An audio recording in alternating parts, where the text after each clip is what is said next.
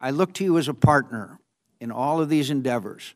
If confirmed, I hope you will provide independent leadership and work closely with the Congress. I have promised President Obama that if I am confirmed, I will furnish him my most candid strategic advice. General Keane said, all we accomplished in Afghanistan will be at risk as if it was in Iraq. If the troops are pulled out, not based on the conditions on the ground, how can we not learn the obvious and painful lessons from Iraq? I understand we have a plan.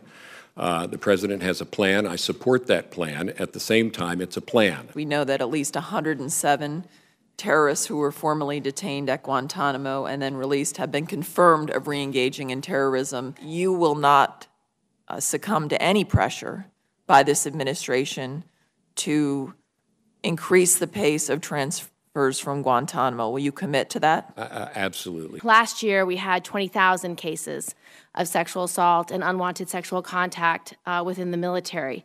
And I would like your view as to whether you believe that level of sexual assault today is still the good order and discipline we would want from our services. No, Senator, it's not. This problem of sexual assault is something that is it persists in our military. It's widespread in our society, but it's particularly offensive in the military. Do you believe we should be supplying arms, defensive arms, to Ukrainians?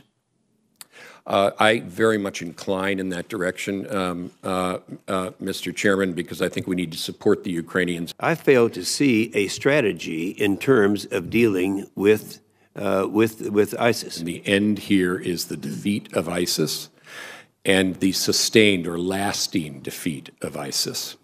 And to achieve that lasting defeat of ISIS, we are trying to rebuild the morale and power of the Iraqi military. Syria, I believe the approach there similarly needs to be to inflict a lasting defeat. And in order to do that, we need a partner. And we are trying to build that partner in terms of a moderate Syrian force and local forces. Do you think it is possible for the United States military to eliminate ISIL on our own, or even with other Western nations, if the region doesn't go all in to combat the homegrown jihadism? We have to have regional partners. The United States involvement is, I believe, essential. It's necessary, but it's not sufficient. How can we train up a Free Syrian Army or send any other force into Syria if we don't first deal with the Assad air threat? The forces that we're supporting there have first and foremost the job, as we've discussed here this morning, of defeating ISIL. But I believe that they also need to be creating the conditions for the removal of Assad. Really didn't respond, in all due respect, Dr. Carter, to sending young Syrians in, training them in Saudi Arabia, and sending them into Syria to be barrel bombed by Bashar Assad.